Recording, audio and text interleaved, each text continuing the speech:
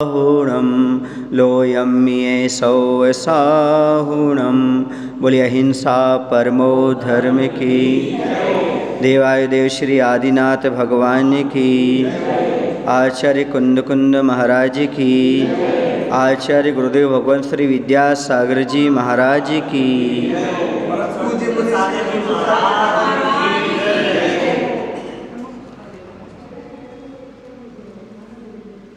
कल हम देख रहे थे कि जीवन में शांति चाहते हो तो कसाई नहीं करना।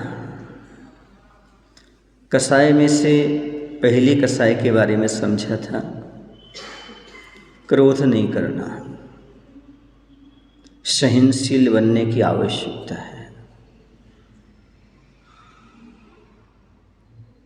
जो व्यक्ति ग्रस्त जीवन में सुख शांति का अनुभव करना चाहता है वह शक्ति का प्रयोग ना करे और बुद्धि का भी प्रयोग ना करे। शक्ति और बुद्धि काम नहीं आती, बल्कि सहन शक्ति और समझ शक्ति काम आती है। जो व्यक्ति बुद्धि से काम लेते हैं वो सफल नहीं होते, जो शक्ति से काम लेते वो सफल नहीं होते, जो एक दूसरे को समझ करके सहन करते हैं वो जीवन में सफल होते हैं।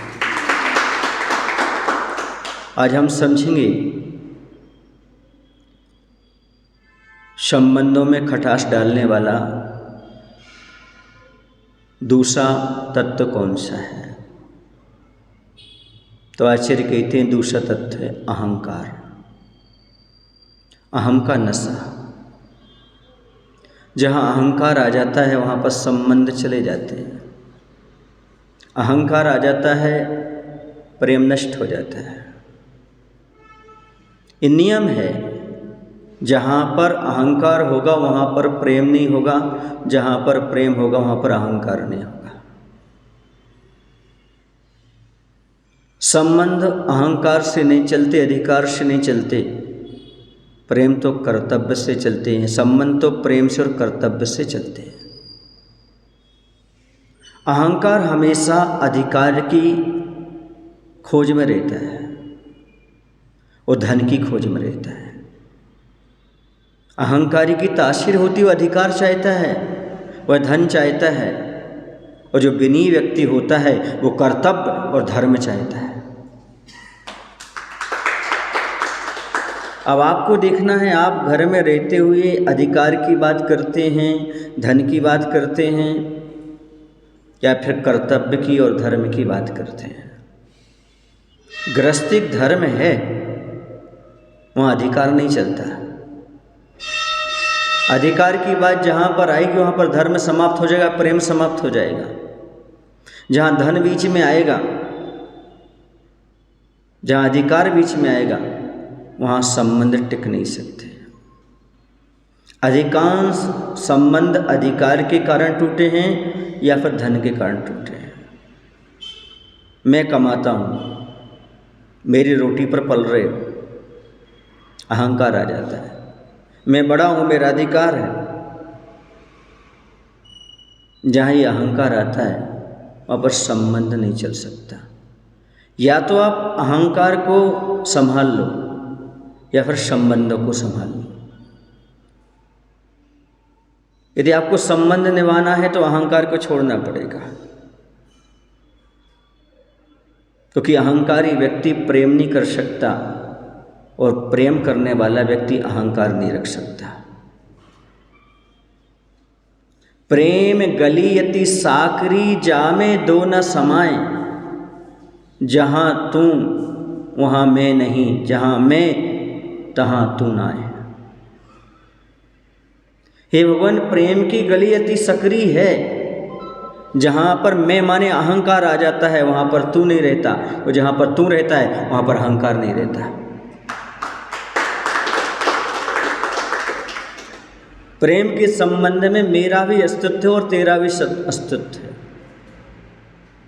राग के संबंध में मैं ही मैं हूँ। तीन प्रकार के संबंध होते हैं। एक राग का संबंध होता है, दूसरा प्रेम का संबंध होता है, और तीसरा भक्ति का संबंध होता है। राग के संबंध में केंद्र बिंदु में मात्र मैं ही रहता हूं, मैं ही सब कुछ हूं, मैं जो कह रहा हूं वही होना चाहिए, दूसरे की सुनवाई नहीं होती, दूसरे के विचारों की भावनाओं की कीमत नहीं होती। वह राग का संबंध होता है। वहां पर दूसरे को दबा दिया जाता है, वहां पर अहंकार खड़ा हो जाता है, वहां प्रेम नहीं रहता, मात्र वासना जन्य ही क्रिया रहती है, जो कि नरक का कारण है, पतन का कारण है। दूसरा होता है प्रेम का संबंध, जिसमें तेरा भी अस्तित्व है और मेरा भी अस्तित्व है, तू भी है और मैं भी हूं। वहां तू मैं नहीं होगी, वहां तू मैं समाप्त। जितना अधिकार तुम्हारा है उतना अधिकार मेरा भी है। जितने हमारे विचार में स्वतंत्रता है उतने आप भी अपने विचार रख सकते हो, उस विचारों में आपको भी स्वतंत्रता है। जितना आप धर्म कर सकते हो हम भी कर सकते हैं। तुम्हारा भी अस्तित्व और मेरा भी अस्तित्व, तुम भी और मैं भी हूं। इसका नाम क्या है? प्रेम का संबंध। हम अभी बात प्रेम के संबंध की कर रहे हैं। तीसरा बहुत हाई लेवल का है, जिसे हम भक्ति का संबंध कहते हैं। भक्ति के संबंध में तू ही तू रहता है, मैं नहीं रहता। भक्ति के संबंध में अपने आप को विलय कर दिया जाता है। भगवान तू ही सब कुछ है, गुरु तू ही सब कुछ है, मेरा कुछ भी नहीं है। तू जो कहेगा उस आज्ञा का पालन करूंगा, उसी रूप में जीऊंगा। ये भक्ति का संबंध है। भक्ति के संबंध में कहीं भी किसी भी प्रकार से हमारी इच्छा नहीं होती। वहाँ पर भगवान की और गुरु की जो इच्छा है वही हमारी दीक्षा है। वहाँ हमारी और तुम्हारी इच्छा से बड़ी इच्छा किसकी होती है? दीक्षा देने वाले की होती है। वहाँ पर तू ही तू रहता है, मैं नहीं रहता। तूने किया मेरा सृजन, मैं हुआ तुझ में विसर्जन। यही है भक्ति, यही है समर्पण। तूने मेरा निर्माण किया है, अब मैं तुझे विसर्जित हो जाती हूँ। वहां नदी और समुद्र की बात चलती है। नदी और समुद्र की क्या बात करती है, क्या चलती है? नदी वहां जाकर के समर्पित हो जाती है। अच्छा, नदी का समर्पण ज्यादा है कि सागर का ज्यादा है?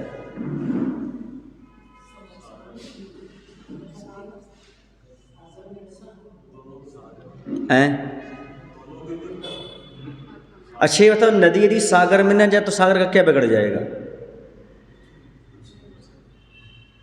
लेकिन नदी जाएगी कहाँ? सागर में नहीं जाएगी। याद रखो, ये कहने में आता है कि नदी ने सागर में समर्पण किया है। ये कहने में आता है कि भक्त ने गुरु और प्रभु के प्रति समर्पण किया है। हकीकत तो ये है, नदी जब सागर को समर्पित होती है, नदी नदी नहीं रह जाती, सागर बन जाती है। जब भक्त गुरु और प्रभु में समर्पित होता है, पर भक्ति नहीं रह जाता, वो भी गुरु और भगवान बन जाता है। समर्पण लगता है कि नदी ने ज़्यादा किया है, लगता है शिष्य ने ज़्यादा समर्पण किया है, लेकिन हकीकत तो ये है कि जो नदी और शिष्य दे सकता है वह तो गुरु से कई बार मिल सकता है, लेकिन जो गुरु से मिलता है, जो सागर से मिलता है, वह ना तो नदी कभी दे पाती है और ना कभी शिष्य दे पाता है। जो गुण, जो विशालता, जो रत्नत्रय गुरु ने हमें दिया, क्या हम उन्हें दे सकते हैं? क्या बोलो ना।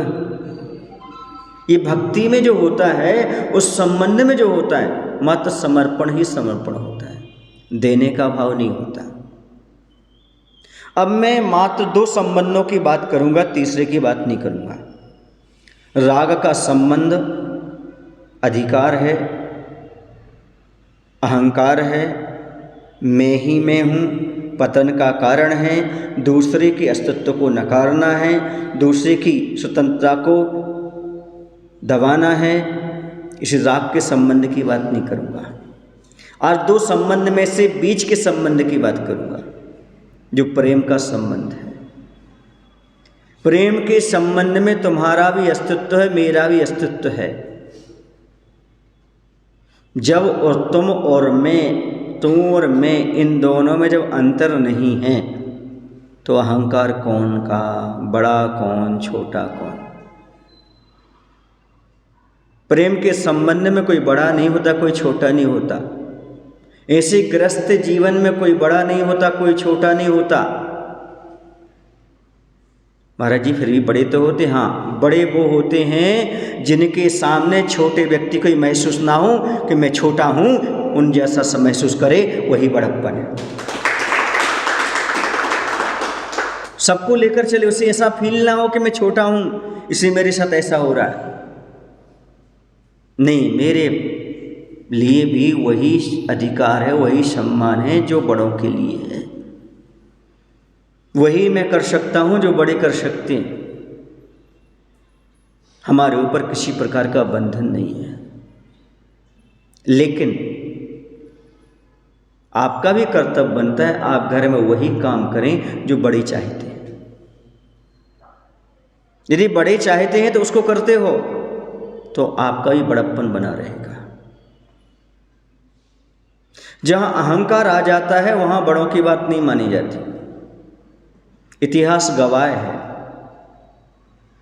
चाहे महाभारत देख लो, चाहे रामायण देख लो।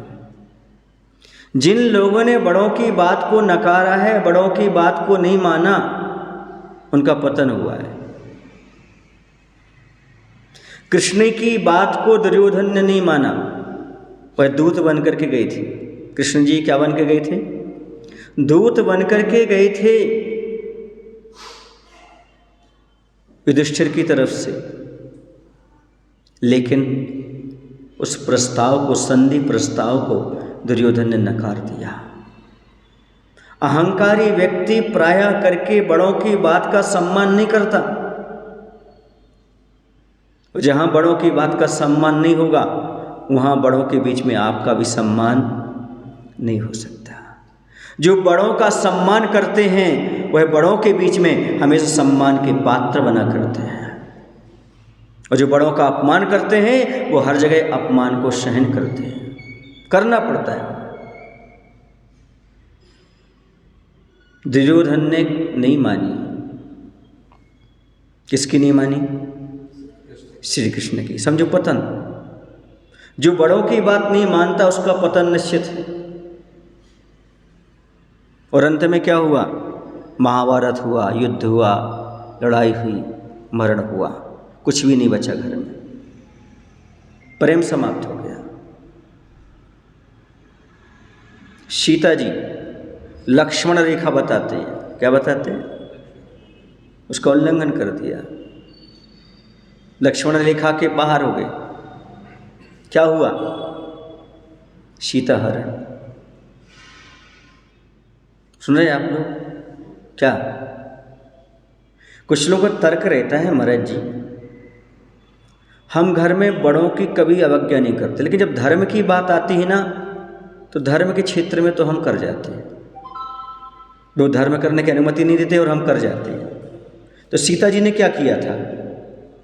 किसके लिए लक्ष्मण रेखा के बाहर गई थी? बोलो ना। जहाँ भी ये कथानक मिलता है, जहाँ भी इसकी प्रकरण छिड़ता है, तो सीता जी क्या कुछ अपने खाने पीने के लिए गई थी क्या? अपने स्वास्थ्य के लिए गई थी क्या? हकीकत में तो मर्यादा का पालन करने गई थी। गृहस्थ की मर्यादा, गृहस्थ कर्तव्य क्या होता है? कोई साधु को दान देना। उसे क्या पता था उस आने वाला कैसा है, किस वेश में? वह तो अपने कर्तव्य का पालन करने गई थी ना, लेकिन बड़ों की रेखा को पार करके गई थी। समझ में आ रहा ना? चाहे आप अच्छे काम करने के लिए जाओ, चाहे बुरे काम करने के लिए जाए, बड़ों को संतुष्ट करना आवश्यक है, बड़ों की अनुमति लेना आवश्यक है। सीता हरण हुआ, कितने लोगों को कष्ट उठाना पड़ा, कितना बड़ा बड़ा युद्ध हुआ। उसके पास अहंकार तो नहीं था, सीता जी का अहंकार नहीं था, कर्तव्य था। फिर ही बड़ों की बात का तो एक प्रकार से अनादर मान के चले अपने, ऐसा हो गया। रावण को कितना समझाया विभीषण ने, मंदोदरी ने, अपना भाई भी दूसरे पक्ष में जाने तैयार हो गया क्योंकि तुम नहीं समझते तो। फिर भी रावण ने किसी की बात नहीं मानी। क्यों नहीं मानी? जो होता है अभिमानी, उसने किसी की नहीं मानी, उसने तो जनवाणी की भी नहीं मानी। अभिमानी व्यक्ति, मैं अब किसी की नहीं मानूंगा, मैंने आज तक किसी की नहीं मानी, क्योंकि हम ठेड़े पक्के नंबर बन के अभिमानी। रावण ने किसी की नहीं मानी, पतन हो गया। आज कोई नाम लेना भी पसंद नहीं करता, ना तो दुर्योधन का नाम लेना पसंद करता है और ना रावण का। सीता का क्यों लेते हैं? क्योंकि सीता ने अपने स्वार्थवश उल्लंघन नहीं किया था। सीता ने कर्तव्य का पालन करने के लिए, कथनचित सीता का वह काम क्षम्य है, लेकिन दुर्योधन का और रावण का वो क्षम्य नहीं है, वो अहंकार से प्रेरित थे। सुन रहे आप लोग, समझ रहे आप लोग कि नहीं? बड़ों की बात यदि तुम अच्छे कार्य के लिए नहीं मानते हो, कथनचित क्षम्य है, लेकिन यदि तुम उनकी बात कभी भी नहीं मानते हो, ये कभी क्षम्य नहीं है आपके लिए। अहंकार वश यदि आप नहीं मान रहे हो तो बहुत दुखदाई है ये। वो चाहे पत्नी हो, चाहे बेटा हो, चाहे भाई हो, कोई भी हो, उन्हें एक बात याद रखना है, अहंकार वश यदि तुम बड़ों की बात नहीं मानते हो, तुम्हारा पतन निश्चित है, कोई नहीं रोक सकता। व्यवस्था की दृष्टि से यदि आप बड़ों की बात नहीं मान रहे हो, वो बात अलग है, लेकिन अहंकार वश नहीं मान रहे हो तो पतन निश्चित है, कोई आपको रोक नहीं सकता, इतिहास गवाह है। इसलिए कभी भी अहंकार नहीं करना। अहंकार यदि आपके पास रहता है तो आपके संबंध कभी ज़्यादा दिन तक नहीं टिक सकते, नहीं रह सकते। हमने तो इतना तक देखा है राग के संबंध में, किस प्रेम का नहीं कह रहा हूँ, राग के संबंध में, जो एक दूसरे के बिना एक पल रहने तैयार नहीं थे। क्या बोलते थे वो? हम उनके बिना एक दिन नहीं रह सकते, उसके बिना हम एक दिन नहीं रह सकते, माता पिता को छोड़ सकते, सब कुछ कर सकते हैं, कोर्ट मैरिज में जाने तैयार थे, सब कुछ कराने तैयार थे। नहीं, हो गई, सब कुछ हो गया, लेकिन वो राग का संबंध था। एक दिन अहंकार खड़ा हो गया। अब क्या हो रहा है? अब एक दूसरे के बिना, एक दूसरे के साथ एक दिन रहने तैयार नहीं। आया राग का संबंध समझ में आ रहा है आपको? राग का संबंध कहता है मैं एक दूसरे के बिना एक दिन नहीं रह सकता। वो जब थोड़ा सा राग डाउन पड़ता है, एक दूसरे की असलियत समझ में आती है, अहंकार खड़ा होता है, अब तो एक दिन भी हम साथ नहीं रह सकते, चलो कोर्ट में। पहले कोर्ट में क्यों जा रहे थे? राग था। अब कोर्ट में क्यों जा रहे हैं?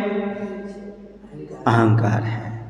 इसलिए कह रहा हूं, राग और अहंकार छोड़ दो, प्रेम और भक्ति अपना लो, कभी कोर्ट में नहीं जाना पड़ेगा, कभी कोर्ट कचहरी के चक्कर नहीं काटना पड़ेंगे, कभी जीवन अशांत नहीं होगा आपका, क्योंकि राग और अहंकार निश्चित परिवार को तोड़ते हैं। राग कह लो, मोह कह लो। आप लोग मेरी भावना पढ़ते कभी? उससे बहुत अच्छी पंक्ति आई है, यदि समझ सको तो समझना।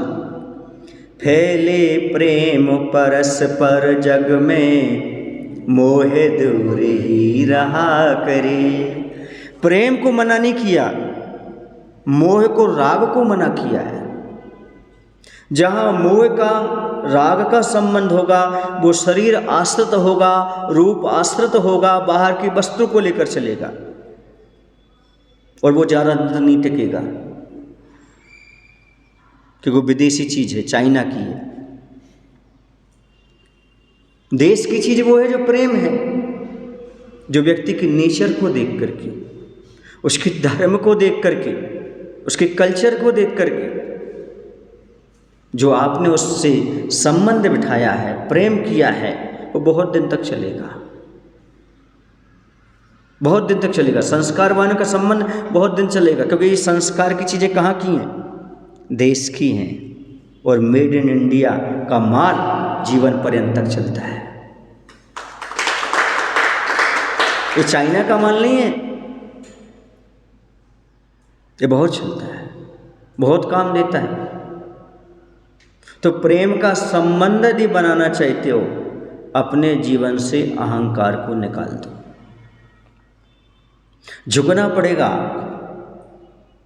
किसी को पाने के लिए, किसी का होने के लिए आपको झुकना सीखना पड़ेगा। थोड़े तुम अकड़ो, थोड़े हम अकड़ें, टूटने की नियत यही बनती है। थोड़े तुम अकड़ो, थोड़े हम अकड़ें, टूटने की नियत यही बनती है। थोड़े तुम झुको, थोड़े हम झुकें, मिलने की नियत यही बनती है। झुकना तो पड़ेगा। अच्छा ये बताओ, शादी के पहले वरमाला होती है, बोलो, तो सबसे पहले किसको झुकना पड़ता है? जब माला डाली जाती है, माला कौन डालता पहले? वधू डालती है। तो पहले गर्दन किसको झुकाना पड़ती है? बिना झुके वरमाला नहीं गिरती। और कभी कभी ऐसा होता है, वो ऐसा अकड़ के खड़ा रहता है, फेंक देती है, वो नीचे गिर जाती है। देखा आपने कभी? सुना आपने कभी? नहीं देखा तो मोबाइल पर तो देखा होगा। क्यों? झुकना पड़ेगा। माला पहनने के लिए, सम्मान पाने के लिए झुकना पड़ेगा। जो व्यक्ति जितना विनयशील होता, जितना झुकता है, उतना सम्मान का पात्र बनता है, उतना शांति का अनुभव करता है। जो जितना अकड़ता है, उतना अशांत रहता है। बिना झुके सम्मान नहीं मिलता। हार पहनना हो, माला पहनना हो, सम्मान पाना हो, झुकना पड़ता है। बोलो ना, जितना छोटा आदमी होगा, जितना छोटे आदमी से तो सम्मान पाना चाहोगे, उतना अधिक झुकना पड़ेगा। नहीं है समझ में? क्या कह रहा हूँ? जितने कद में छोटे आदमी से सम्मान पाओगे, उतना झुकना पड़ेगा, क्योंकि उसका कद कितना है, छोटा, तो आपको और नीचे माला पहनने के लिए झुकना पड़ेगा उसका। ऐसा नहीं, जितने छोटे आदमी से सम्मान चाहोगे, उतना अधिक तुम्हें झुकना पड़ेगा। बराबरी वाले से ज़्यादा नहीं झुकना पड़ता। ऐसा नहीं, बिल्कुल नहीं। लेकिन यदि छोटा है तो आपको झुकना पड़ेगा। बिना झुके आपको सम्मान नहीं मिलता। बताओ, पहले सम्मान पाने वाले ने किया कि जो सम्मान कर रहा है उसने पहले सम्मान दिया? बोलो। माला लेके कोई खड़ा है, पहले आप झुकोगे तो वो माला पहनाएगा कि पहले ही पहना देगा फिर झुकोगे? झुकना पड़ेगा ना। तो सम्मान पाने से पहले सम्मान देना पड़ता है, ये प्रकृति का नियम है। आप चाहते हो सम्मान प्राप्त हो, तो आप सम्मान देना सीख लीजिएगा। यदि आप सम्मान नहीं दे सकते, तो सम्मान पाने की भावना मत रखो, कोशिश मत करो, इच्छा मत रखो। जितना दोगे उतना मिलेगा, ये कोई नियम नहीं है।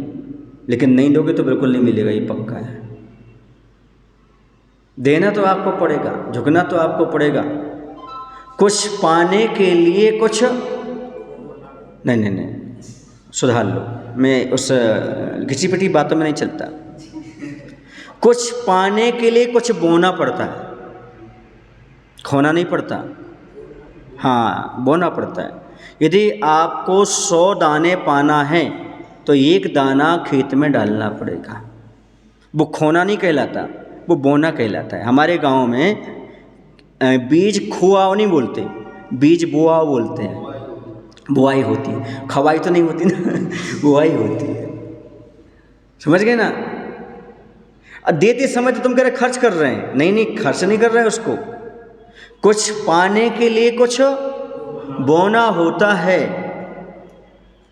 कुछ पाने के लिए कुछ बोना होता है, और कुछ लाने के लिए कुछ देना होता है, कुछ लाने के लिए कुछ देना होता है। बंधुओं, झुककर चलो इस दुनिया में, तो किसी का होने के लिए झुकना पड़ता है, किसी का होने के लिए झुकना पड़ता है। बिना झुके तुम किसी के दिल में नहीं उतर सकते। अकड़वाज व्यक्ति, अक्खड़ व्यक्ति, अहंकारी व्यक्ति किसी के दिल में स्थान नहीं बना सकता। किसी के दिल में स्थान बनाना है तो आपको झुकना ही पड़ेगा, नरम होना ही पड़ेगा, विनयवान बनना ही पड़ेगा, तब आप किसी के अंदर प्रवेश कर सकते हो। अच्छा ये बताओ, कोई व्यक्ति आता है तो आप उसे जय जिनेंद्र करते हो, नमस्ते करते हो, एक हृदय से करते हो कि बाहर से करते हो? कोई अहंकारी आया तो उसे मन से नमस्कार करते हो कि बोलो? तो पता ही अहंकारी व्यक्ति है। मन से कभी नहीं करोगे आप। नमन कैसे करोगे? हाथ से कर लोगे। गलत कह रहा हूँ, सही कह रहा हूँ? बोलो ना। और यदि कोई विनयवान व्यक्ति होगा, गुणवान होगा, तब हाथ से नहीं कर पाओगे, लेकिन मन से जरूर कर लोगे। यदि आपके हाथ में वस्तु है तो आपकी गर्दन झुक जाएगी, आपका मन झुक जाएगा, आप प्रणाम कर लेंगे, ऐसा एक हाथ से कर लेंगे आप। क्यों? क्योंकि वो विनयवान है, गुणवान है। और ये अहंकारी जा रहा है तो आप ऐसा नहीं करेंगे, वस्तु लिए तो लिए रहेंगे, नमस्ते सर। बोलो गलत कह रहा हूँ, सही कह रहा हूँ? बोलो। वही मालूम पड़ जाता है आप किस प्रकार से उसे नमस्कार कर रहे हैं। जैसे हम ताली से समझ जाते हैं ना, यदि प्रवचन आपको अच्छा लग रहा है तो अलग प्रकार की ताली होती है, और बंद करना हो तो अलग प्रकार की ताली होती है। कोई मेरी नहीं कह रहा हूँ, कोई वक्ता खड़ा होता है, बोलता है मंच पर, तो दो प्रकार की तालियाँ होती हैं। वो समझता है कि मुझे इससे ताली बजा रही है कि मैं और बोलूँ, और वो आजू बाजू वाले समझते हैं बैठ जाओ भैया बहुत हो गया, तो आपको झेलना मुश्किल हो गया। इसी नमस्कार में बहुत अंतर होता है। अहंकारी के आगे व्यक्ति मजबूरन झुकता है, और विनयवान के सामने व्यक्ति अपने दिल से, अपने मन से, पूरे मन से भर करके झुकता है। आपके परिवार के लोग सम्मान डर से करते हैं कि प्रेम से करते हैं? यदि आप अहंकारी होंगे तो आपके परिवार के सम्मान तो करते होंगे, पर डर कर करते होंगे। और यदि आप विनयवान होंगे, सबकी सुनते होंगे, तो ध्यान रखो आपको प्रेम से नमस्कार करते होंगे। ये स्वयं का मापदंड हम स्वयं जान सकते हैं। घर परिवार में रहते हुए अहंकार क्यों खड़ा होता है? मेरी बात नहीं मानी गई, मैंने जो कहा था वह नहीं किया गया। क्योंकि अहंकारी व्यक्ति हर एक व्यक्ति को अपने अनुसार चलाना चाहता है, और विनयी व्यक्ति हर किसी के अनुसार चलना चाहता है। नहीं, हमने जो कह दिया वही होगा। हम विचार नहीं रखते, हम विचार थोपते हैं। विचार रखने वाला अहंकारी नहीं होता, विचार थोपने वाला अहंकारी होता है।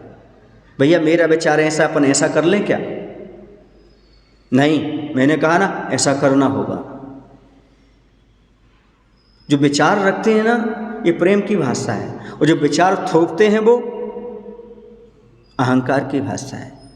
निवेदन करना, अपनी बात रखना अलग चीज है, और अपनी बात को थोपना, आग्रह करना, ऐसे ही करना होगा, ये बात अलग है। ये आदेश की भाषा कोई पसंद नहीं करता संसार में।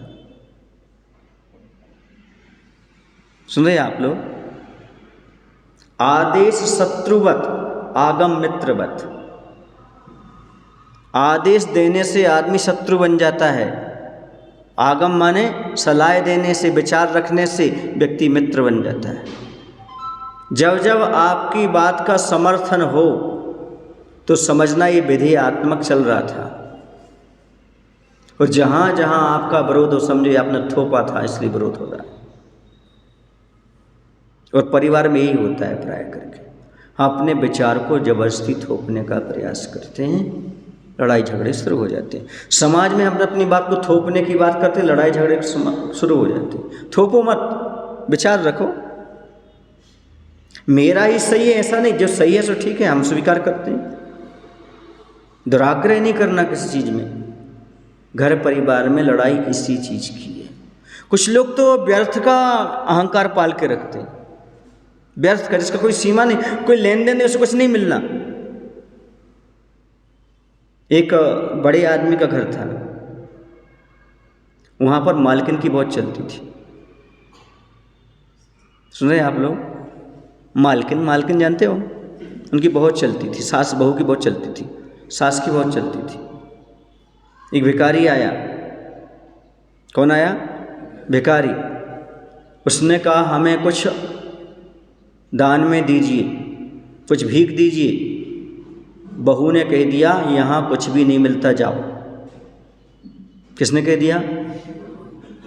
यही जवाब सास का था, लेकिन सास ने कहा एक लौट कर इधर आओ। तुम कौन होती इसे मना करने वाली? मैं मना करूंगी, यहाँ से जाओ, यहाँ कुछ नहीं मिलेगा। क्या तुम घर की मालकिन हो जो मना कर रही हो उसको? मैं करूंगी ना, मैं मालकिन हूं ना घर की, तुमने मना क्यों किया उसको? आया व्यर्थ का अहंकार समझ में आया आपको? तुम्हारा क्या अधिकार है उसे मना करने का? अरे सासू माँ, जो तुम कह रही थी वो मैंने कह दी, तुम्हारी जुबान खराब नहीं कराना चाहती, मैं नहीं कर दी, नहीं मैं ही करूंगी। ये व्यर्थ के अहंकार है कि नहीं? तुमने क्यों मना किया? मुझे मना करना था ना उसके लिए। यदि ऐसा अहंकार पाल के रहेंगे बड़े लोग तो संबंध कैसे टिकेंगे? कैसे घर में शांति रहेगी? हर चीज में जहां देखो वहां पर अहंकार खड़ा हो जाए। मुझसे पूछा नहीं, मेरे बिना पूछे काम हो रहा है। अच्छा तो आपको पूछ चाहिए ना? पूछ किसकी होती है? बंदर याद क्यों आता आप लोगों को? और भी तो पूछ होती है, क्योंकि सबसे बड़ी पूछ लंगूर की होती है। किसकी होती है? मैं यही कहता हूँ, लोग कहते ना मेरा मुझे पूछा नहीं। मैं कहता हूँ मैं आपकी पूछ को कम नहीं होने दूंगा, मैं आपकी पूछ को कम नहीं होने दूंगा। आप बंदर ही रहें, मानव नहीं बनने दूंगा। दुनिया तुम्हें मानव कहेगी पर हम तो बंदर ही समझेंगे। पूछ चाहिए, हर चीज़ें पूछ। कहाँ तक पूछ लगाएं आपको? मूछ तो बची नहीं आज, मूछ का सवाल तो बचा ही नहीं। अब क्या बची है? पूछ ही बची है। मूछ रखना थी सो वो रखी नहीं, और पूछ रखने बैठे। सुने, अब पूछ नहीं रखना अपन को, क्या रखना है? मूछ। पूछ कोई काम नहीं रखती। मूछ वाला व्यक्ति कहता है जो करना है सो करो, मैं खड़ा हूं, डट के खड़ा हूं, मैं जिम्मेदार हूं, जो करना सो करो। और पूछ वाला क्या कहता है? बिना पूछे पत्ता नहीं हिल सकता। ऐसा काम क्यों हुआ? ये अहंकार हमारे परिवार को अशांत करता है, हमारे समाज को अशांत करता है। किसी ने लिखा है एक अहंकार पैदा करने का अर्थ है 100 दुर्गुणों को पैदा करना। तो मैं कहता हूं एक अहंकार को मिटाने का अर्थ है 100 गुणों को पैदा करना। यदि आपके घर से एक अहंकार चला जाता है तो 100 गुण आ जाएंगे और आपका परिवार स्वर्ग जैसा अनुभव करेगा। 100 गुण आ जाते हैं अहंकार हटने से, और अहंकार आया 100 गुण समाप्त। ऐसी चीज क्यों रखें जिससे 100 गुण समाप्त हो जाएं? ऐसी चीज रखो, विनयवान बनो, झुककर चलो, 100 गुण आपके पास आ जाए। किसी ग्रंथ में मैंने पढ़ा था, आचार्य प्रणीत ग्रंथ में लिखा था, विनय तो वर्षा ऋतु के समान है और अहंकार पतझड़ ग्रीष्म ऋतु के समान है। जैसे कि ग्रीष्म ऋतु में सारे हरे भरे वृक्ष ठूंठ नजर आते हैं। क्यों? पतझड़ में क्या होता है? सारे पत्ते सूख करके झड़ जाते हैं। सारे पत्ते सूख करके झड़ जाते हैं। अहंकार के भी ऐसे सारे गुण नष्ट हो जाते हैं। सारी हरियाली समाप्त पतझड़ में, ज्येष्ठ मास में। वैसे ही अहंकार के नशे में आए हुए व्यक्ति के सारे गुण रूपी पत्ते सूख जाते हैं, पतझड़ नजर आता है उसके जीवन में। और विनयवान व्यक्ति वर्षा ऋतु के समान होता है। बरसात होते ही पुनः नई नई हरियाली दिखाई देने लगती, खुशहाली दिखाई देने लगती। हम कौन सी ऋतु का इंतजार करें? कर ही रहे हैं। ज्येष्ठ मास, अहंकार ज्येष्ठ मास के समान है। जहां पर पतझड़ ही नजर आएगा, हरियाली खुशहाली कहीं नजर नहीं आएगी। कोई फोटो भी नहीं खींचेगा, कोई तस्वीर भी नहीं खींचेगा आपकी, न बाहर से न अंदर से, न दिल में रखेगा ना पर्स में रखेगा। और यदि वर्षा ऋतु जैसा आपका नेचर है तो जहाँ जाओगे वहाँ पर आपकी फ़ोटो खींचेगी, पर्स में भी रखेंगे और दिल में भी रखेंगे। परिवार में खुशहाली चाहते हो कि पतझड़ चाहते हो? पर अहंकार छोड़ो ना। नहीं, गर्मी, अहंकार की गर्मी, नशा, पैसे का नशा, पद का नशा, बड़े का नशा, है ना।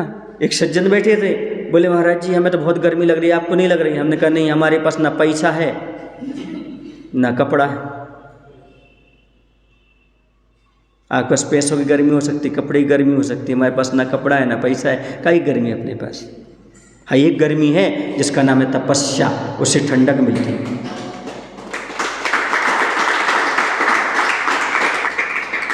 वो गर्मी ऐसी है, शीतलता प्रदान करती है। वो होना भी चाहिए जीवन में। जितने भी युद्ध हुए हैं अहंकार बस हुए। अंतिम प्रश्न आपसे पूछना चाहता हूं, शायद आप उसका उत्तर ना दे पाएं, फिर ही प्रयास करेंगे आप लोग। युद्ध कौन लड़ता है और युद्ध में कौन मरता है?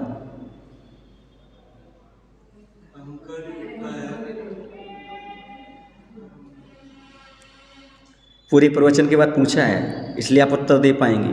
पहले पूछता तो आप उत्तर नहीं दे पाते। युद्ध कौन लड़ता है और युद्ध में कौन मरता है, ये तो आपने बता दिया। युद्ध में अहंकार लड़ता है, अब बताओ मरता कौन?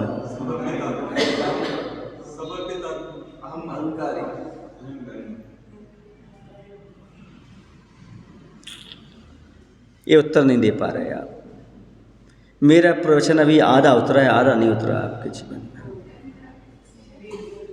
और सोचो, और सोचो। नहीं नहीं नहीं नहीं, हमने 3 संबंध बताए थे, उसमें से कुछ खोजो, दिमाग लगाओ क्या मरता है। मरता कौन?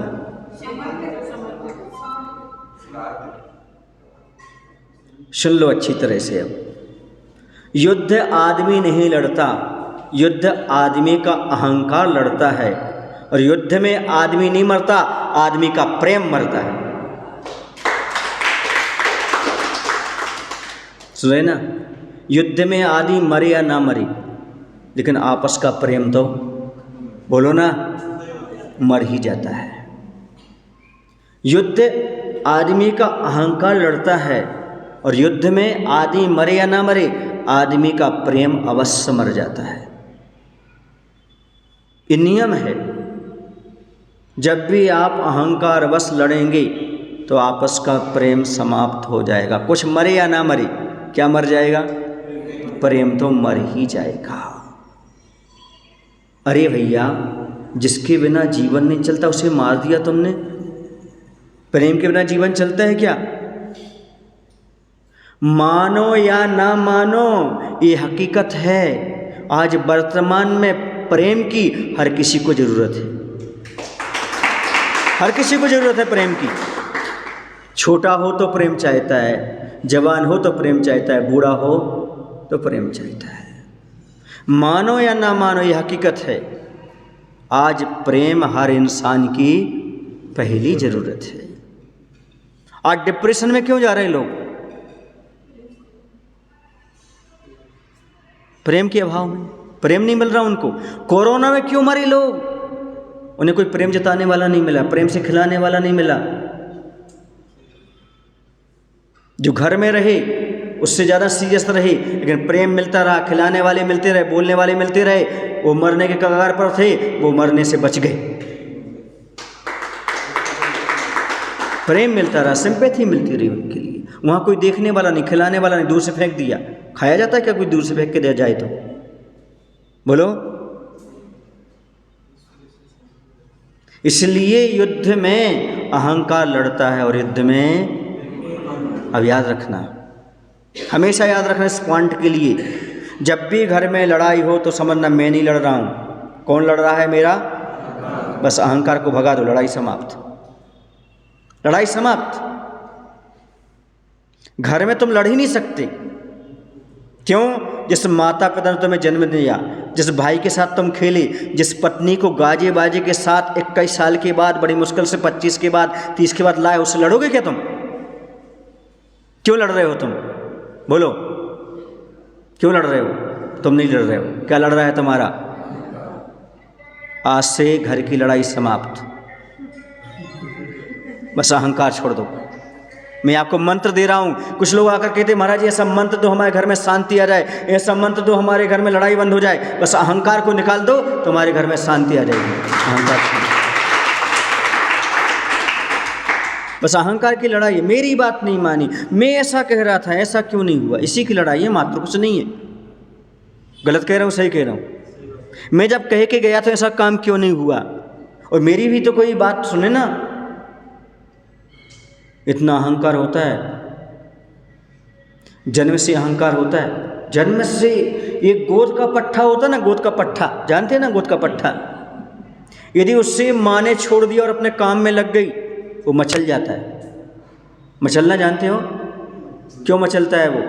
मैं भी तो घर का सदस्य हूँ, मेरा कोई ख्याल नहीं रखता। माँ आती, उठाती, दूध पिलाती, नहीं पीता, ऐसा करता है, नाखून चलाता है, पैर मारता है। कौन? मैं घर का सदस्य, मुझे कोई देख नहीं रहा है। फिर माँ कहती राजा बेटा, राजा बेटा, तब ऐसा करते करते आंचल से लगता है। ताली बजाओ ना, समझ में आ जाए। यह है अहंकार आदमी का। अभी पट्ठा गोद का है, चलना आया नहीं, 1 रुपया कमाया नहीं, किसी का भला किया नहीं, और क्या कह रहा हूं, मैं घर का सदस्य हूं। तुम काम में लग गई, हमें क्यों नहीं पूछा तुमने? मचल गया वो। फिर ऐसे करते करते, फुसकते फुसकते, फिर बड़ी मुश्किल से आंचल से लगता है, दूध पीता है वो। देखा कभी आपने बच्चे को? ऐसे होता ना, बताओ माता, ऐसे होता ना पक्का? महाराज जी आप कहाँ से देखते रहते सब? अरे सृष्टि को देखो, दुनिया को देखो, समझ में आएगा कितना अहंकार है आदमी के अंदर। जन्म से इतना अहंकार है, क्यों नहीं पूछा गया? क्यों नहीं पूछा गया? मचल जाता है वो। मचलना क्या है? मचलने का अर्थ है अहंकार। मचल गया वो। तो ये दशा संसारी प्राणी की। इसलिए मैं कहता हूँ अपने अहंकार को मत बचाओ, संबंधों को बचाओ। अहंकार को चले जाने दो। एक बार आपको झुकना पड़े झुक जाओ, लेकिन अपने संबंध को बचा लो। क्या बिगड़ता है झुकने में? यदि काम बनता है तो क्या दिक्कत है? यदि आपका पैसा ज़मीन पर गिरा है, यदि उसे आपको वापस लाना है तो आप झुक करके उठा लेते हैं। वैसे यदि आपका संबंध टूट रहा हो, यदि आपको झुकने से मिल रहा हो, तो झुकने में क्या नुकसान है?